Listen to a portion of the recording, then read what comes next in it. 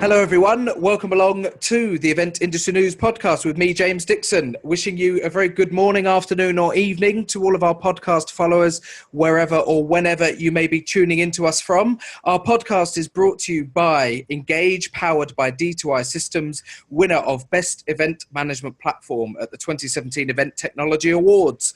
To learn how Engage can make your business more profitable, visit d2isystems.com/engage. Welcome along to today's episode. And I'm delighted to say that we are joined by a first-time guest on the podcast, Ed Templeton, co-founder of Shuttlecock Inc., who are a creative production company. Ed, thank you very much for joining the podcast. Thanks for having me. With a wonderful jungle backdrop today as well. A note to any future podcast guests who may come on the show, please, more jungle or creatively styled backdrops, please, for your videos. So there's a tick. We do try. A big tick next to your name already, Ed. Now, we've got you on the podcast today to talk about NTV Spring Break, which in my brief notes that I take before these podcast episodes simply says immersive pop-up experience. So we've pretty much got a blank canvas today for you guys to talk and tell us about what it actually is. So give us an overview, first of all, about Shuttlecock Inc. Who are you and what you do? Cool. So yeah, Shuttlecock Inc. We started about 5 years ago. So NTV Spring Break's our kind of sort of 5th anniversary sort of relaunch actually into kind of doing public events. After been the last few years, we've done a lot of work with different brands like Tabasco, Mr. Porter, Leading Hotels of the World, stuff like that. So, but we actually started out, our roots were in like immersive pop-up dining experiences. So we launched in 2013 with a series called Mile High, which was sort of like Pan Am sort of Catch Me If You Can themed pop-ups that have taken people on a basically for a weekend away in an evening in a kind of pop-up space in London. And that's how we started, and we kind of had a succession of like public-facing pop-ups, all ticketed. And then gradually we started to do more and more sort of private stuff, brand stuff, and we've done a few pop-ups in the last few years. Did one called the Blue Lotus Opium Den, which was set in Chinatown in San Francisco in the 1880s, and we did a kind of East End Cockney Knees Up sort of theme pop-up set in the 60s in East London. But yeah, it's been a while since we've done anything out push things out to public, selling tickets, sort of reminding people our sort of original fan base about what we're up to. So yeah, NTV's a sort of relaunch of sorts, because we've been sort of quiet on the public front for a while, and we want to remind everyone that our events are the best around. That's the idea anyway. So with NTV Spring Break, the N stands for Neverland. So we had this idea a while ago and been kind of looking for the right way to do it, where we basically wanted to kind of bring sort of Peter Pan and Neverland sort of kicking and screaming into the sort of modern sort of contemporary setting. And we looked at a kind of period that sort of could do this for us, and the sort of 90s was something we all sort of thought was a lot of fun, and we all kind of fondly remembered watching sort of from our cold sort of rainy England sort of MTV Spring Break in like Boca Raton and all those kind of places in the States. People dancing around swimming pools and kind of loads of sort of film crew, film people having a great time with red cups and all the rest of it. And we kind of came up with this weird sort of hash of sort of taking that and taking the kind of idea of Neverland, the characters, the vague sort of premise, and sort of merging the two together to come up with a sort of all singing, all dancing, immersive experience. Yeah. Now, my first reaction, all about. my first reaction to that is, and for people tuning in today, I've had no notes on this in advance, so I know very little about it. But actually, okay, the sort of correspondence there and the link between Neverland and the sort of the traditional American Spring Break that you're describing is actually probably closer than. When you think about it, it's actually quite a close link, isn't it? Neverland and the Lost Boys and Peter Pan. It was groups. It was a young group of kids who were just out to have fun all the time. Exactly. There's that element of kind of never growing up, and basically something we've always done. Well, we always aim to do with our events is to kind of this sense of escapism, suspending disbelief a little bit and like letting people kind of just let go and have a great time. And there's always, whatever we've done, we've always created like amazing sort of detailed theatrical sets, and there's characters played by actors who you kind of come across, whether it's the people pouring your drinks or serving your food, or everybody's a character, so you come kind of immersed in this world and this story. And yeah, with NTV Spring Break, whose catchy tagline is "It's Spring Break in Neverland," just to kind of illustrate what the idea is a little clearer. But yeah, we've got all sorts of characters. So, for example, Tinkerbell, she's a sort of foul-mouthed, sort of rockabilly bartender in like an Austin style dive bar. The Croc is a rapper with a clock around his neck, who's shooting of course. Exactly, shooting a rap video. The Pirates are sort of like, sort of East End wide boy geezers, led by Jimmy Ook. We got, instead of the Indians, which I guess these days isn't such a politically correct term for Native Americans. Yeah.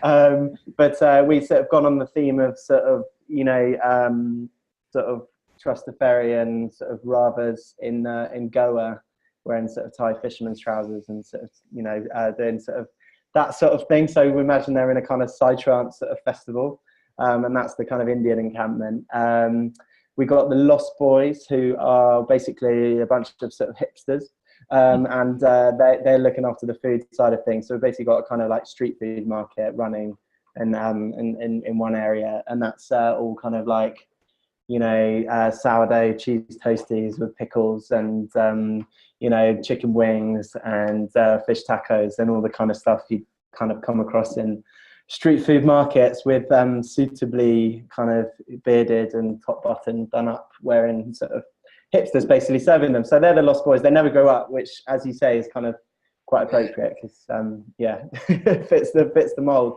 So we've got all these different characters kind of reimagined for sort of the modern era, and we're just inviting guests to turn up, and they'll be met by the Darlings. If you remember the story of Peter Pan, that's the family who's sort of getting ready to go out for their big sort of grand evening at the opera or whatever, and you'll be sort of entertained in their living room. I'll tell you a bit about the venue in a minute, but it's amazing Victorian building, and so you kind of come in, there's a big fireplace, and then we'll invite guests to go through to the actual studio bit itself, which is a massive space. We've got 2 or 3 different spaces on different levels where we're spreading all the action out. Yeah. We just kind of invite people. There'll be different bars, and obviously you got the street food bit. So with every ticket, you get a drink and a couple of bits of food. Like the whole thing will sort of culminate in a bit of a sort of dance off. With a kind of hype man basically leading a dance-off competition between representatives of all the different sort of tribes and factions going on, from the Pirates to the Ravas and the Lost Boys. They'll all come together at the end, and we've got a DJ and music. So it's going to be a big sort of loud, colourful, fun party, essentially, with amazing food, really great drinks, and all very sort of light-hearted, tongue-in-cheek. Like, it's not a serious bit of theatre. It's about people letting their hair down on a Thursday, Friday, Saturday night, and having an experience to remember, hopefully. Yeah. Well, to paraphrase the film Jerry Maguire, you had me at chicken wings. But based on everything you've just said, and when we're talking about an immersive experience, this sounds like a combination between almost like a murder mystery style party where you're arriving and people are in character, a night out, and a theatre experience all rolled into one. Is that sort of along the right lines, all those elements combining? Yeah, I'd say so. I think that's definitely, that's a good way to describe what we do and what we've always done. When we started out, 5 years ago now, pop-ups were kind of just starting to sort of catch fire. They weren't quite as mainstream, especially the kind of whole immersive experiences weren't quite as mainstream, I think, as they are now. And we sort of looked at what was out there, and there were people like Secret Cinema doing absolutely amazing stuff. Yeah. But that was very much led by, the kind of the acting experience, obviously playing off kind of, films that were out there and real, and kind of there sort of bringing them to life.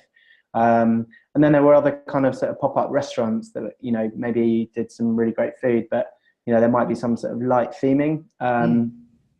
But, you'd sort of go there and, it's cool, it's different, but you kind of go, they could have done a bit more with this, or, what, the food could have been a little bit better. And, the reason we started the company in the first place, because, the four of us had slightly different backgrounds. My little brother, Ollie, was a chef, which obviously helped in the food side of things from the beginning. But we felt there was room for something that kind of that did both, that did amazing food and drink that you'd hope to get in a restaurant, and also created a really awesome experience where every little detail had been thought about, and working with really great actors, with, funny scripts, and, creating these universes and sort of fusing the two together. That's what we've always done. I mentioned the Pan Am themed 1 Mile High earlier on, but we had a kind of a sort of railway journey across colonial India.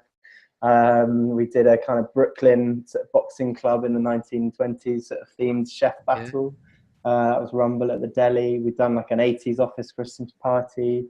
I mentioned the Opium Den and the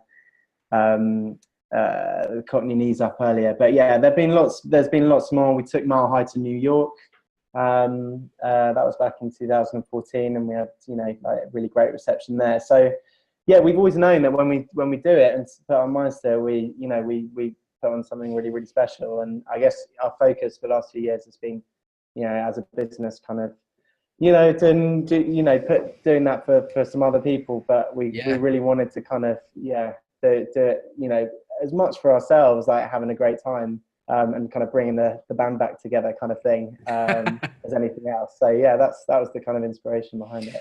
So again, just to clarify, a lot of the examples that you've given of these other experiences that you've created have been almost on commissioned by clients of yours who said, we want this type of experience, can you create it for us? Whereas NTV Spring Break is entirely of your own creation, it's your own imagination, it's being done purely for you, not on behalf of another client, and anybody will be able to buy a ticket for this and come along to it. Exactly.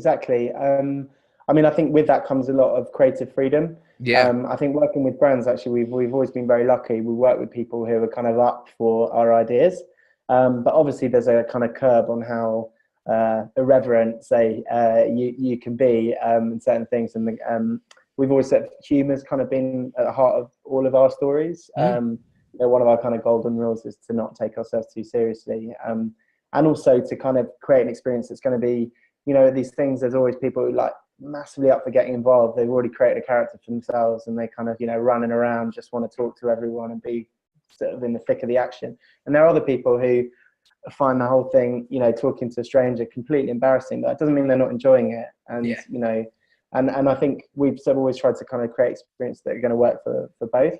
But with this, it's great because there's, it's us going, this is an idea that we've sort of talked about for a long time. And we're just kind of waiting for the right opportunity to do it. And which is now. But there's kind of, that's it. There's, you have complete creative freedom, and you're just kind of, putting it out there. And I guess, ultimately the public's the judge of, whether it's a success or not. People vote with their feet. But we're hoping that that it'll be as, as popular as ones we've done in the past. And there'll be a lot of sort of goodwill from the people who have sort of maybe been thinking, what are these guys up to? Because it's been a while since our last ticket to the event. So when having sort of set the scene brilliantly, and established what people will be able to see and experience and eat and drink, in terms of the nitty gritty, where will it take place? And how long are you looking to run it for? Mad as it sounds, we're only doing it for 3 nights. But in the past, our pop-ups might last a couple of weeks or even longer. But we'd be doing them for maybe a maximum of 60, 70, 80 people a night. Whereas with this, we're going, it's 150, 200 a night. Okay. So ultimately, we'd probably do the same sort of numbers, but just over fewer days. Yeah. And the venue's this absolutely amazing place called Park Village Studios. So it's actually a photographic studio, and they do quite a lot of filming there as well. just on the kind of north eastern corner of Regent's Park. So as you go into sort of Camden, Primrose Hill, and it's an amazing place. It's got a really cool history. It was originally you've got on overlooking Regent's Park. You've got all these grand sort of I guess Regency villas. Sure. And Park Village Studios used to be a riding school, and they got this giant. They had a big sort of brick arena where you sort of lead the horses around. Hence, like the massive kind of open space. And all of the kind of wealthy people living in these villas, you know, their children would sort of ride their horses there at the weekend, whatever, learn how to ride.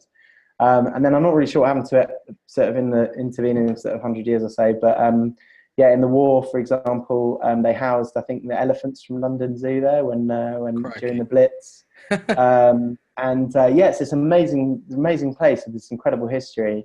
And then I think it was in the 60s, this kind of, I think he's a photographer, sort of heard about the space or came across it, and he actually ended up taking on the lease from, I think it was the Crown Estate, so basically the Queen, turned it into this photographic studio. So they shot album covers there with the Rolling Stones and all sorts of people. And today it's still, you know, very much alive and well as like a really awesome photographic studio. So where you used to ride the horses around this massive open space, and it is a blank canvas. It's got a kind of white backdrop, so it's perfect for the likes of us who can come in and light it and dress it and bring in props and turn it into, you know, MTV Spring Break. It's got a kind of second studio. It's got a kind of little mezzanine level, and it's just generally it's just like absolutely a brilliant space where it's got its own character, but it's also kind of, you know, blank canvas enough that we can actually go to town in it. Really cool location, Camden. It's easy to get to. So no excuses. So over 3 nights. So and you mentioned briefly the sort of the numbers that you're hoping to get in each night, and the amount of guests that can actually come to the experience. Will they all enter in one hit, or is it sort of several sort of sittings, if you will, a night? How does it work? So I mean, it's going to be kind of sort of like essentially thinking about going to a club. It'd be like there'll be a start time, and we know from previous experience people never arrive on time.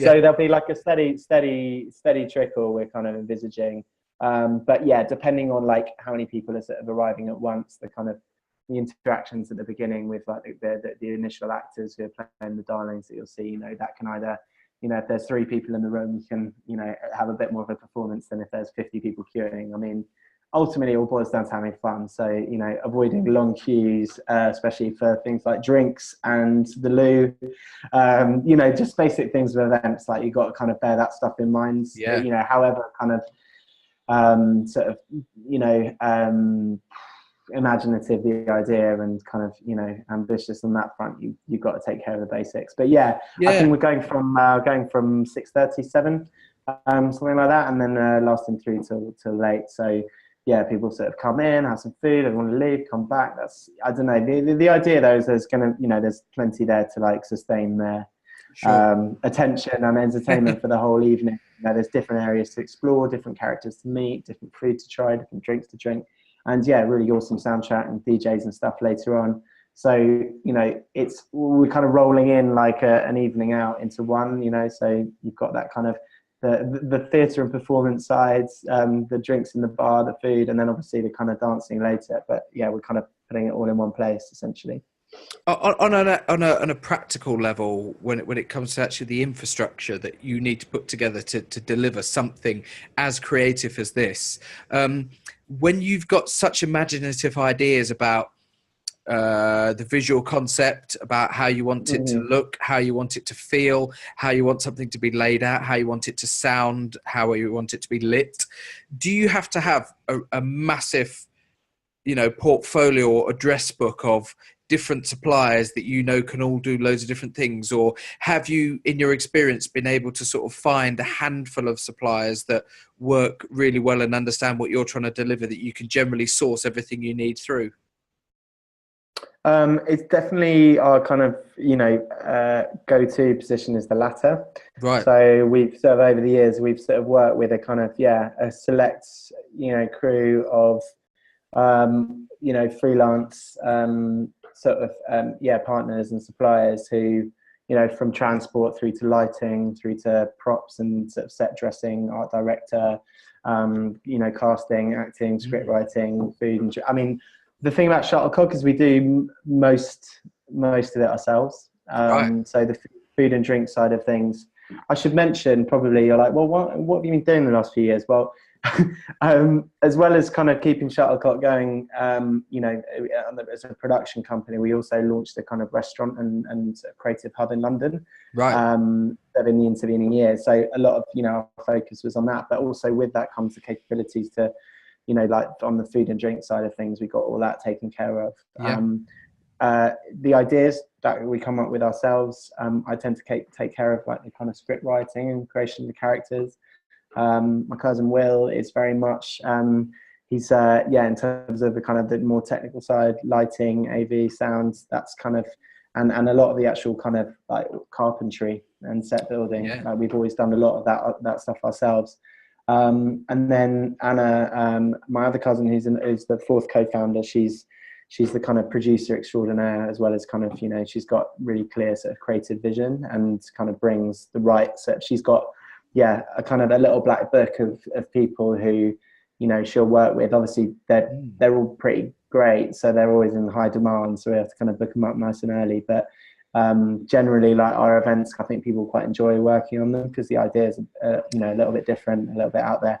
And so it means that, that when they can, they do get involved. So we kind of try and keep it sort of, in the family loosely, with people that we know and work with well.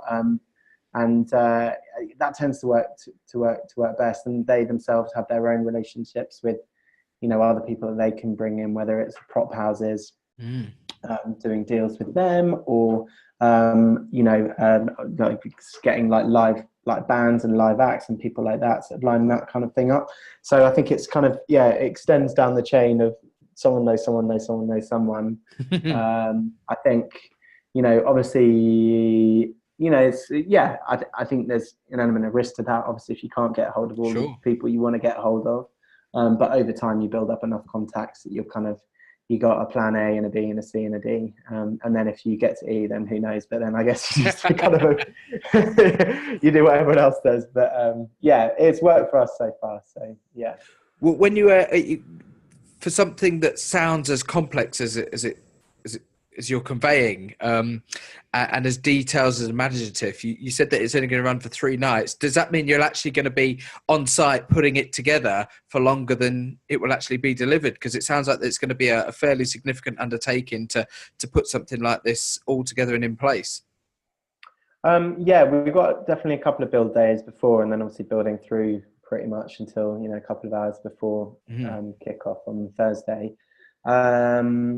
But something we've always sort of tried to do is like with this, we started off in sort of found spaces, from like old sorting offices to abandoned restaurants, lots of different places. And basically we've always kind of tried to work quite closely with what's there as a canvas. So in this space, for the kind of the early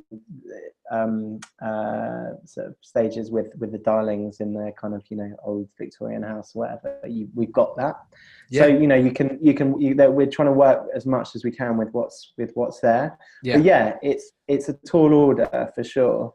It requires really careful planning. I think I'm sure lots of guests come on talk about events and how it whatever kind of event, if it's not planned properly and you don't have like a tight call sheet and everyone knows where they're supposed to be and when and everything else, then it all falls down. So that's very much the kind of the keystone of everything that we're doing. But we've got a good crew, and we're sort of well versed in it. But it is ambitious, but there's kind of tricks to the trade. I think lighting, for example, is so key.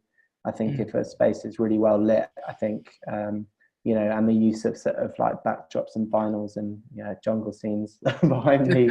But there's certain, with what we do, I mean, it's a mix of kind of visual cues that tell you, okay, this is where I'm supposed to be. And then it's the details, it's certain props, it's the smaller details, and it's the characters. It's the combination of everything that, lands you in the place that we want to. Sure.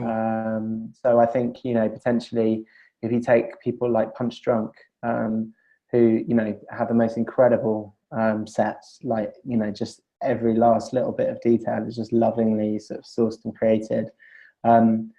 Depending on the events, that's also something that we do. But with something like this, it's more about kind of creating a kind of loud, brash, fun experience. And so yeah, we'll sort of focus in on the kind of details that we need to kind of put, tell you, okay, this is where I'm supposed to be. But it probably won't, in this case, necessarily be like you open a drawer and there's 100 letters from Captain Hook to to lovers of old or whatever. I think there'll be a bit of that, but probably on a place this size, on this scale, probably maybe not as much as we might have another. And so going back to this or the idea that you are delivering this for yourselves in a way, rather than on behalf of a client who's given you a brief. Does that make the task of getting people in through the door more difficult for you, because you're not just delivering it for somebody who is going to bring in their own audience? How are you going about doing your own marketing for the event and actually attracting the interest? Because ultimately you want to go to all this effort and have as many people as possible experience it. So how will you be actually promoting it to people? Yeah, for sure. A mix from the kind of ticketing platform we're working with, which is Design My Night. Mm-hmm. They do quite a lot of, they have, a pretty astonishing number of monthly users, and they do a lot of promotion themselves for the events that they're listing. Working with a PR agency, Capronos PR, and they're kind of engaging the press. So a mixture of online, short leads, and kind of longer lead press to write up the event. Time out, titles like Time Out, for example, Evening Standard, Handbook, Le Call, that sort of thing. A lot of kind of online newsletters, people like The Nudge. So the idea is to kind of get it kind of seeded across as many channels, and they sort of talk about it. And then obviously our own sort of newsletter to our sort of database, social media, and word of mouth as well, and kind of talking about it. And like we've always had a good loyal following, and we're hoping that they're going to be as excited as we are about sort of reappearing, as it were. Sure, yeah, fingers crossed. And I guess and I bet that with this type of content that you're creating, and in that creative process as you get closer to the event, it gives you, I presume, loads and loads of opportunities for social media posts and activity in terms of images, in terms of video. There must be all sorts of fantastic creative content that you can share with people in the run up to it. Yeah, totally. I mean, we got lovely images and some cool videos from things we've done before, and obviously we're creating lots more now in the build up to it, and then obviously in the event itself we're going to have tons. So that the purpose is obviously we're reminding people we're here because the idea is we're going to be stepping up, doing more and more events from here on in, and a real refocus on that. So obviously what the content that we create during the event is gold for the future, and we want to bring down as many people as we can, and partners and clients and brands we work with, and to kind of remind them of how great what we're doing is, and hopefully work with them on projects off the back of it. That's definitely part of it for sure. But before we wrap up today's podcast, really important that you tell us how people can find out more about it. How can they get in touch with you, and where can they read more about this fantastic experience that you guys are going to be creating? Well, obviously, aside from hopefully appearing in every single newspaper the length and breadth of the country, our website is probably a safe bet, and that is www.shuttlecock, like the badminton ball -inc.com, and then it's /NTV Spring Break, but shuttlecock-inc.com. That once you're there, you can see that's how you can book your tickets and read up about all the different characters and all the different stuff going on, and kind of get a better idea of the sort of visual identity of it that I've been desperately trying to explain, but sometimes pictures do do an even better job than me rambling along. So You've done a pretty good job. Don't do yourself down. You've done a pretty good job that has only been enhanced to a more significant level by today's jungle backdrop. Yeah, thank you. As I said, I aim to please. So, Superb. We've been talking on the podcast today to Ed Templeton. Ed is the co-founder of Shuttlecock Inc., a creative production company. Been talking about this amazing immersive pop-up experience that they're going to be delivering in London. Don't forget, guys, that if you've got any questions and you've got any opinions or any thoughts on what we should be covering in the podcast, and any ideas of events that you've been to that we could speak to for future guests, get in touch with us via the Event Industry News website or via Twitter at Event News Blog. If you want to tweet us, the podcast is brought to you by our sponsor Engage, powered by D2I Systems, winner of Best Event Tech Management Platform at the 2017 Event Technology Awards. If you want to find out more about those guys, head over to d2isystems.com/engage. Always a big thanks to them, because without our sponsors, the podcast couldn't happen as regularly as it does. Don't forget to stay up to date with all of the latest news from eventindustrynews.com. I've given the Twitter mention. We're on all the usual stuff like Instagram and Facebook as well, whatever your preferred medium is. And the podcast will be back next week. But once again, our thanks again to our guest today, Ed Templeton from Shuttlecock Inc. And thanks for watching the podcast. We'll see you again soon. Bye-bye.